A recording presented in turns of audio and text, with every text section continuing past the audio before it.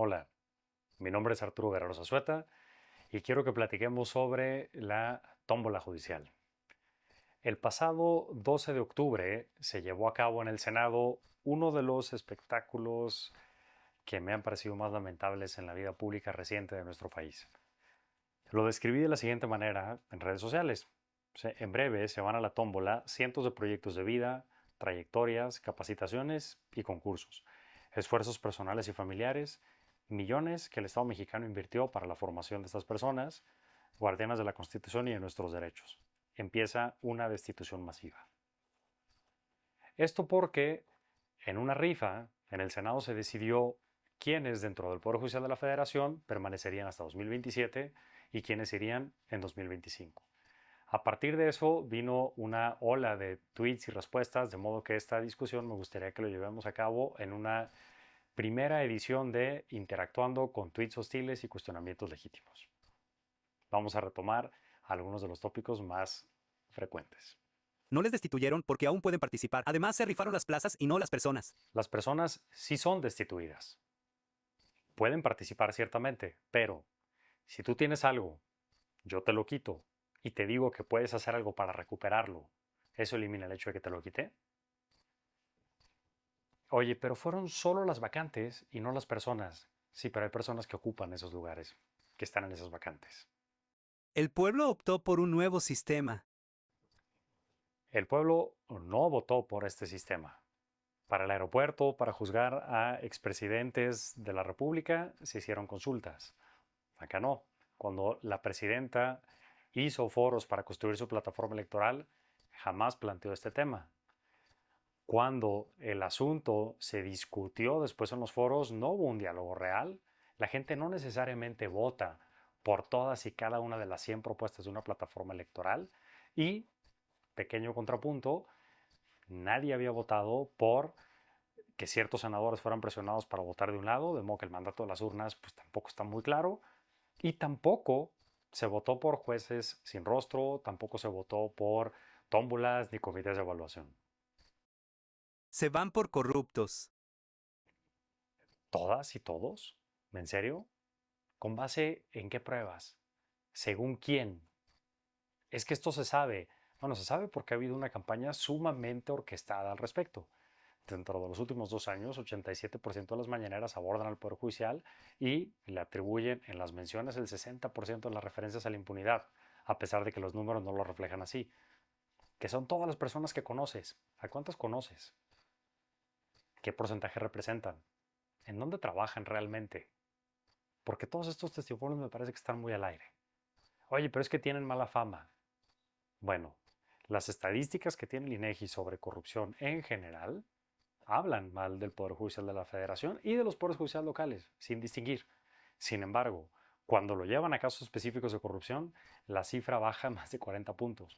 Y si hablamos de percepción generalizada, como fama o reputación, en todas estas encuestas del INEGI, el Poder Judicial de la Federación está por encima del Congreso.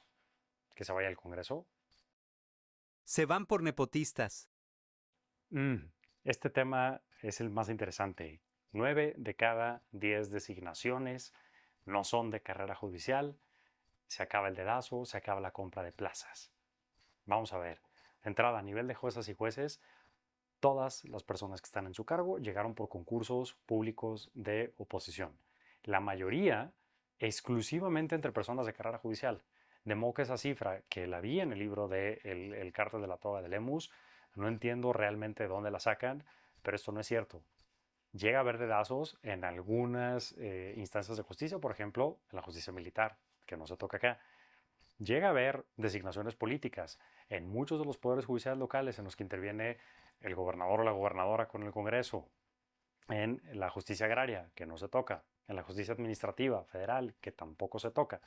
Pero en el Poder Judicial, compra de plazas, imposible. Eso jamás ha ocurrido, eso no ocurre y son de ese tipo de cosas que se repiten sencillamente, pero que no tienen ningún sustento. Siempre permitieron la impunidad.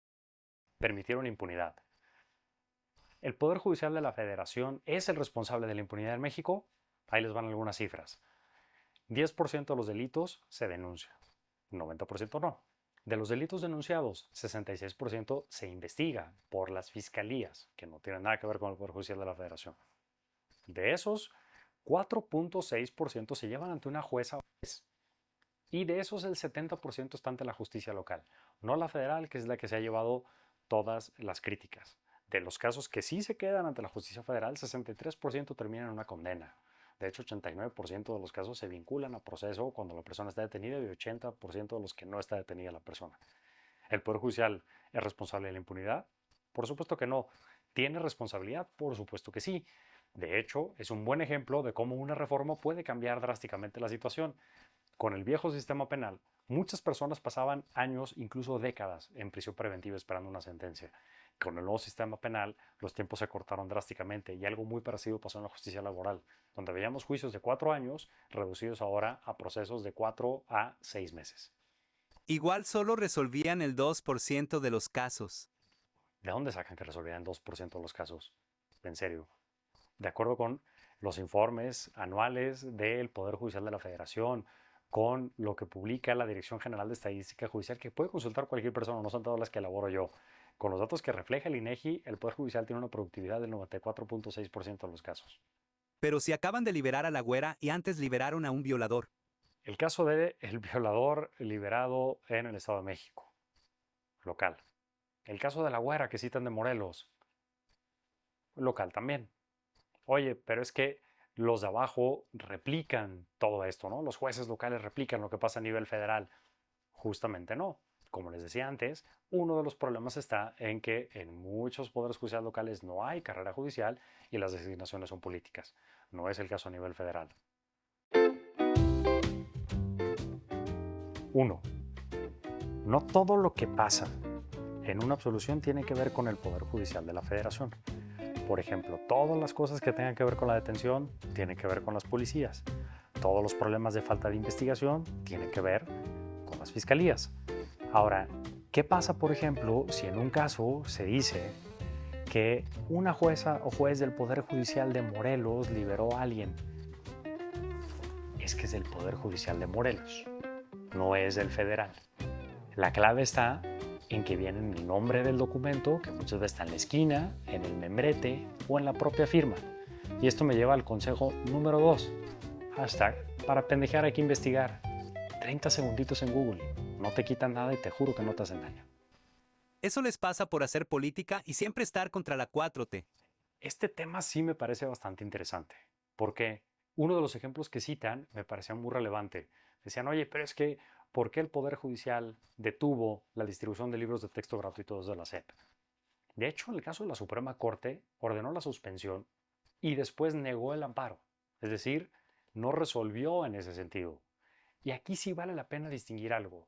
Dentro del Poder Judicial, toda esta revolución de casos de derechos humanos se origina en buena medida con una reforma constitucional en 2011, de modo que se siguen afianzando algunos de los criterios. La forma en la que se resuelve, muchas veces le llamamos métodos de adjudicación, y no es lo mismo adjudicar o resolver en un caso de violaciones a derechos humanos donde el escrutinio o la forma de revisar tiene que ser mucho más estricta que en un caso de política pública, como los libros de texto gratuitos, donde tiene que haber mucha más deferencia a la actividad estatal. Esto pasa en cuestiones como la energética, por ejemplo, que también me decían, oye, pero ¿por qué no ahí se cuestionó la reforma constitucional energética? Es una cuestión de índole gubernamental, de diseño de política pública, del plan de gobierno. Vamos a ponerlo con un ejemplo mucho más concreto. En un partido de fútbol. En un partido de fútbol, las juezas y jueces como árbitras, lo que están haciendo es velar porque se cumplan las reglas del juego. Tú no puedes llegar y fracturarle la rodilla a alguien. Si lo haces, te van a expulsar. Esa es la regla. ¿Ok? Ahora, tú no puedes ordenarle a un equipo que juegue más ofensivo o más defensivo, que juegue con más pases, que juegue más vertical, que juegue defensivo, que juegue con un estilo mucho más violento. Ese estilo de juego ya no le corresponde al árbitro. Ahí está una diferencia importante. Se quejan, pero en su momento permitieron que le hicieran lo mismo a los trabajadores de Luz y Fuerza del centro. Caso Luz y Fuerza es un tema bastante interesante. ¿Por qué? Porque ese asunto se resolvió en 2010. Ciertamente puedo entender el cuestionamiento, ¿Por qué? Porque es un caso que suena mucho a lo que está ocurriendo ahorita. Y por eso, entre muchas otras cosas, se reformó la Constitución en 2011 y por eso ha habido una evolución paulatina en el criterio de las ministras y ministros y eso ha ido permeando al Poder Judicial. ¿Por qué no permeó de la noche a la mañana? Porque faltaba que todos estos criterios y estas nuevas formas de entenderlo se fueran incorporando a los cursos, a las capacitaciones y principalmente a los concursos para seleccionar al personal. Cuando eso empezó a ocurrir, el Poder Judicial empezó a cambiar. Y esto se puede ver mucho en criterios a partir de 2016-2017 hacia la fecha. Norma Piña le descongeló las cuentas a García Luna. Este caso de plano es muy interesante. Primero, todo el tema del congelamiento de cuentas tiene un problema de diseño legislativo, es decir, del Congreso. ¿Por qué? Porque la forma en la que está prevista se permite solamente para casos de cooperación internacional. Entonces, eso de entrada es un problema. Dos, es una medida cautelar. No estamos hablando de una condena. Entonces, muchos de estos casos que se mencionan como es que lo liberaron, es que permitieron la liberación del congelamiento, etcétera, realmente no tienen que ver con sentencias. Al final del día, falta que las fiscalías terminen de investigar, judicialicen el caso, aporten las pruebas y se condene. Volvemos al mismo tema de las condenas.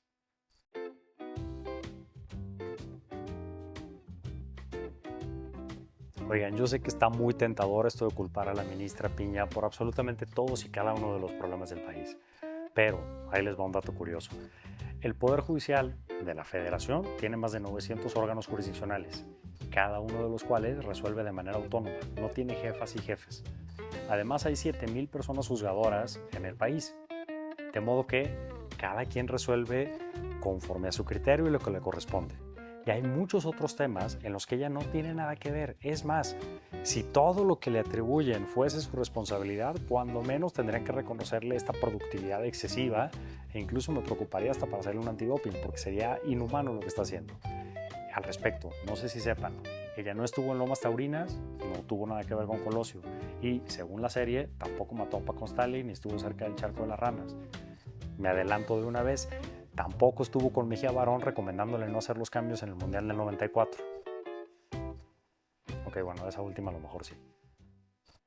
Y bueno, este tema de, ¿qué les puedo decir? La vida sigue.